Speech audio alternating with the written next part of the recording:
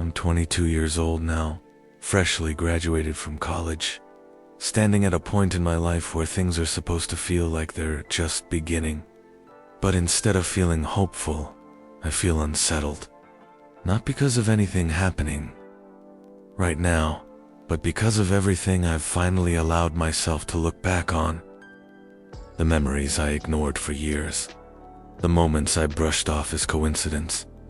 The things my family never explained. When I finally laid it all out in my head, I realized something terrifying. Whatever has been happening to my family didn't start recently. It's been happening for a very long time. Possibly for most of my life. My family moved into our house when I was around 3 or 4 years old. It's a 3-story home in a quiet, well-maintained suburban neighborhood. The kind of place where people wave to each other while mowing their lawns and kids ride bikes until dinner. Nothing about it ever felt threatening. If anything, it felt safe, predictable, boring in the way suburbs are supposed to be. For years, I thought that meant nothing bad could ever really happen there. Now, I'm not so sure. The layout of the house matters more than you'd think. My bedroom is on the 2nd floor, and it has a single window that faces the street. My dad's home office is directly above it on the 3rd floor, and it also has a street-facing window. Those are the only 2 windows in the entire house that look out onto the road. The rest face the backyard or the sides of neighboring houses. At the time, this detail meant nothing to me. Looking back, it feels deliberate, almost cruel.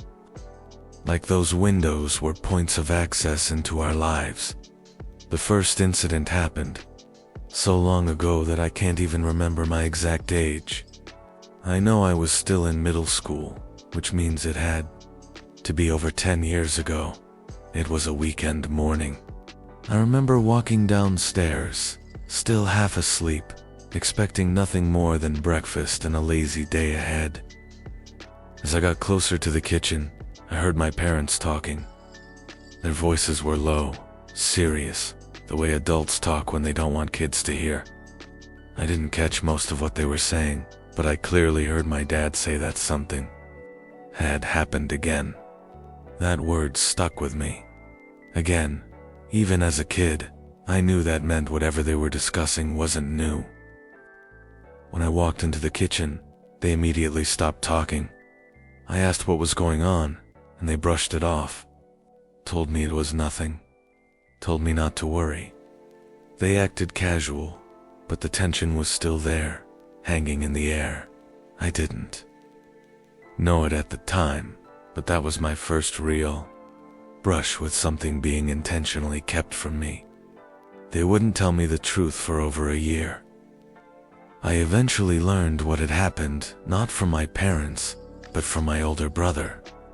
My dad is a lawyer, and when work piles up, he has a habit of staying up late in his home office, sometimes working into the early hours of the morning. That night was one of those nights. He had been sitting at his desk on the 3rd floor, surrounded by papers and documents, trying to meet a deadline. Around midnight, he happened to glance out his window. That's when he noticed a Chevy Suburban driving down the street. What caught his attention wasn't the car itself, but how slowly it was moving. He described it as crawling. Not just slow, but unnaturally slow. Like the driver wasn't pressing the gas or the brake, just letting the vehicle idle forward inch by inch. At first, he didn't think much of it. Cars pass by slowly all the time, but then, a few minutes later, he saw the same Suburban come back down the street in the opposite direction, moving just as slowly as before. That was when he started paying closer attention. It felt intentional, like the car wasn't just passing through, but surveying something.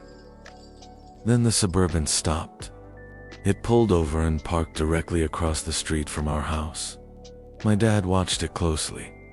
He waited to see if someone would get out. He expected a door to open, a light to turn on, some sign of movement. Nothing happened. The car just sat there, completely still. Minutes passed. He didn't take his eyes off it. Eventually, he went back to work, but he kept glancing out the window every few minutes. He later swore that no one ever exited the vehicle. From his vantage point, he would have noticed even the slightest movement. Hours passed like that. The Suburban never moved. No one got out. No one went in. Around 2 in the morning, exhausted, my dad fell asleep at his desk. He didn't even finish his work. When he woke up around 5:30, the first thing he did was look out the window. The Suburban was still there, same spot, same position. Seeing it still parked there genuinely shocked him. For a moment, he thought he might still be dreaming. The idea that someone could sit in a car outside our house for at least 5 hours without leaving was deeply unsettling. The vehicle finally drove away shortly before sunrise. Even after finishing his work, my dad couldn't sleep. The incident rattled him in a way he couldn't quite explain. Later, he admitted that this wasn't the first time he'd noticed strange activity on our street.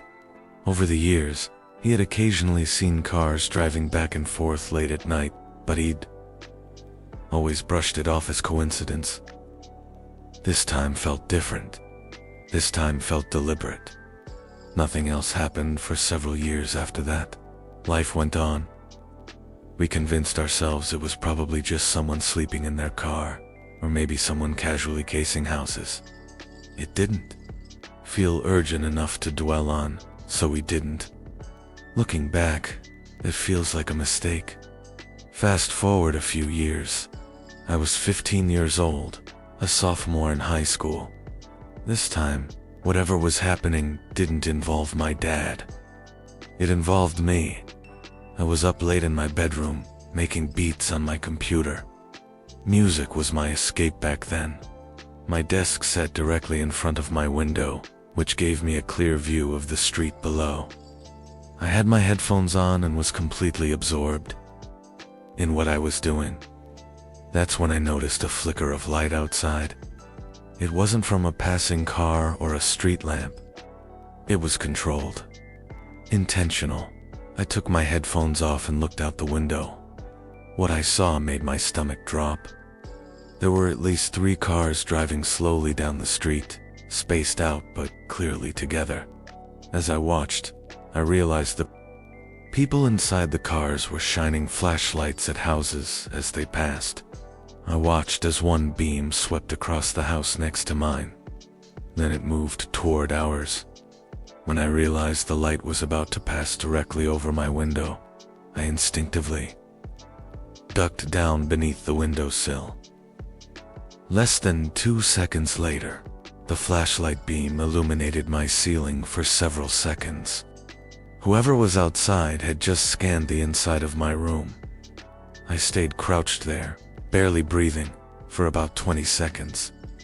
When I slowly stood back up, the cars were already further down the street. I watched as they reached the end of the road and turned off together. I barely slept that night. The next morning, I told my parents everything. As a family, we agreed it was probably criminals casing houses. My dad took it seriously. He installed a Ring doorbell camera and added multiple security cameras with motion-activated lights in the backyard. For a while, that made us feel safer. Then, a couple of years later, something happened that shattered that sense of security. While landscapers were working in our backyard, one of them found a small, hidden camera tucked deep inside a bush near the fence. It was tiny, no bigger than a car key. It was clearly placed deliberately. The battery was dead. There was no SIM card, no memory card. That meant it wasn't storing footage locally. The most likely explanation was that it had been live streaming footage to a nearby receiver. While it was active, whoever put it there had gone through the trouble of hiding it on our property. then abandoned it once it stopped working. My dad was furious. He combed through months of stored security footage and found nothing. We couldn't determine when the camera had been placed or who was responsible. I thought maybe one of my friends had played a prank, but none of them admitted. 2. And my parents reported everything to the police. Nothing came of it. Years later, our next-door neighbors moved out. Their house was reoccupied almost immediately by a young couple with no children. I found it odd, but not alarming. What bothered me was their behavior. I started noticing them standing at their top floor window, looking into our yard at strange. Ours, always standing, always still. One night while walking my dog, I saw them sitting at their kitchen table with a third person. A bald, muscular man with thick, distinctive eyebrows. When the woman noticed me, she closed the curtains without looking at me. His face stayed with me. Years later, in Paris, I saw him again. Same man, same face. We locked eyes in a bar, and he left without paying.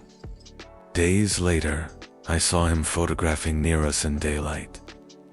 That was when everything finally connected. I don't know who they are. I don't know what they want.